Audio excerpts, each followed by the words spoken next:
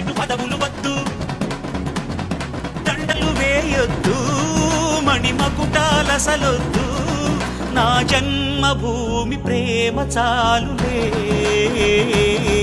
నా గోరంత చెమటకు కొండంత సిరులిచి పెంచినది ప్రజలే కదా, నా తనువును ధనమును ప్రజలకు ప్రగతికి పంచుట పాడి కదా.